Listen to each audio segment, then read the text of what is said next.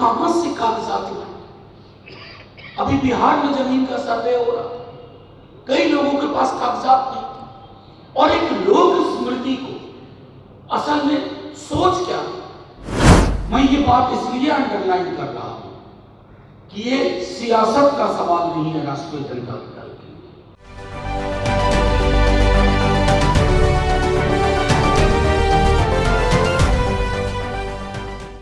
Supreme court ने वक्फ अधिनियम 2025 की संवैधानिक वैधता के खिलाफ दायर याचिकाओं पर जवाब देने के लिए केंद्र सरकार को 7 दिन का समय दिया है।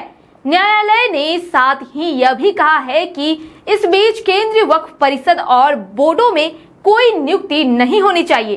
सुप्रीम कोर्ट के आदेश के बाद आरजेडी से राज्यसभा सांसद मनोज झा ने केंद्र सरकार समेत नीतीश कुमार पर गंभीर आरोप लगाया है।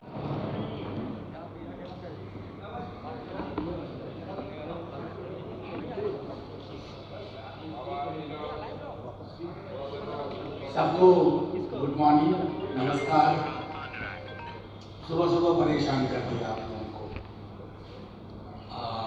कुछ बातें आप देख सकते हैं, हमारे तमाम साथी जो इस वक्त उपलब्ध हो सके, हम सब आपके समक्ष हैं।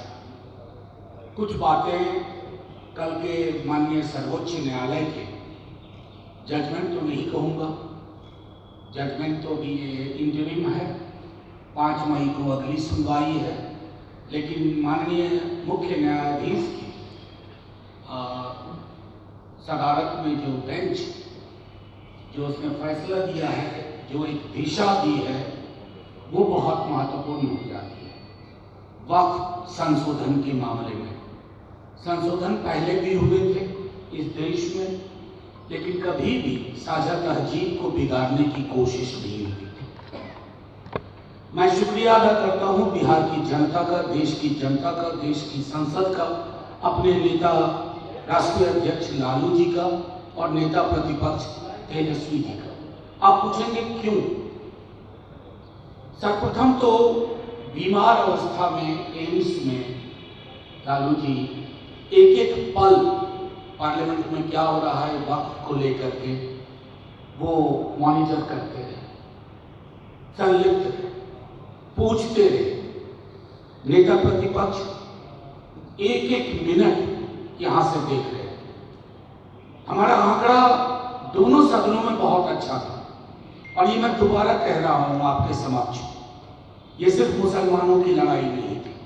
मुसलमानों के लिए हिंदुओं, सिखों, ईसाइयों, बुद्धिस्टों की भी लड़ाई थी। सब ने मिलकर के ये संघर्ष किया। सदन के अंदर कितने सदस्य मुस्लिम हैं, लोकसभा हो या राज्यसभा, ये हिंदुस्तान की अस्मिता, भारतवर्ष की पहचान की लड़ाई बन के निकली। और शायद ये संदर्भ माननीय सर्वोच्च न्यायालय तक भी गया, जब सदन के अंदर ये फैसला अंक काफी होने के बावजूद सरकार ने अपने पक्ष में सदन का बहुमत हासिल किया। नेता प्रतिपक्ष तेजस्वी जी ने फौरी तौर पे कहा अब कानूनी लड़ाई लड़ेंगे। राष्ट्रीय Janata Dal one of the earliest petitioner था इस पूरे मसले में, और जो 10 पिटीशन पर माननीय सर्वोच्च न्यायालय ने चर्चा की, उस 10 में प्रमुखता से राष्ट्रीय जनता दल का पिटीशन। मैं ये बात इसलिए अंडरलाइन कर रहा हूं कि ये सियासत का सवाल नहीं है राष्ट्रीय जनता दल के लिए, ये सवाल इस देश की पहचान क्या है। और मुझे बेहद खुशी है कि 2-3 जो महत्वपूर्ण पहलू थे उस पर सर्वोच्च न्यायालय ने एक दिशा दे दी। जैसे वक्फ बोर्ड और वक्फ काउंसिल, सरकार को अंडरटेकिंग देनी पड़ी, उसमें कोई नियुक्तियां नहीं होंगी, उसकी संरचना में कोई बदलाव नहीं होगा। नॉन मुस्लिम्स की मौजूदगी, उसके बारे में भी स्पष्ट तौर पर निर्देश दे दिया गया कि एक्स ऑफिसियो जो पहले भी होते के अलावा कोई नहीं है।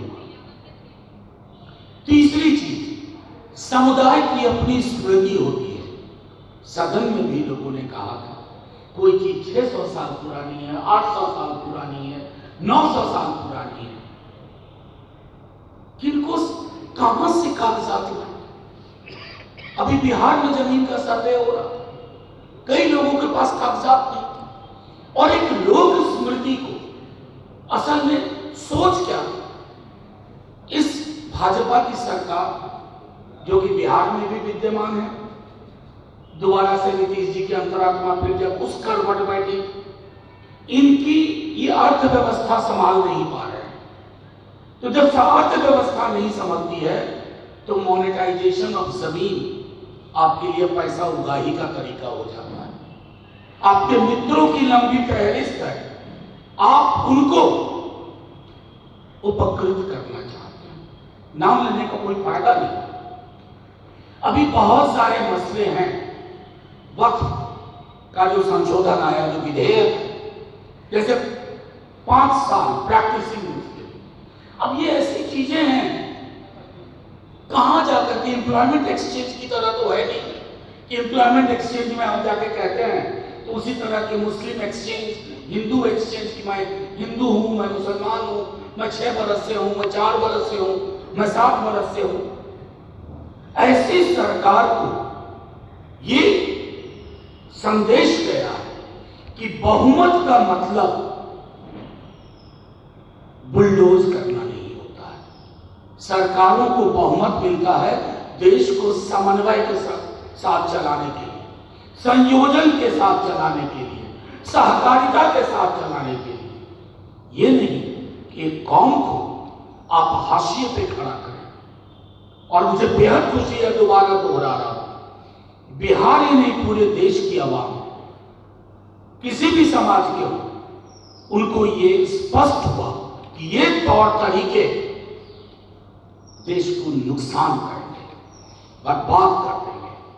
और इसलिए आज आपके समक्ष हम आकर के माननीय सर्वोच्च न्यायालय का भी धन्यवाद करते हैं और उनसे उम्मीद करते हैं कि जो बाकी पहलू हैं, जो परेशान करने वाले पहलू हैं, लिमिटेशन एक्ट है। तो आपने सुना किस तरह से वक्फ बिल संशोधन को लेकर घमासान मचा हुआ है।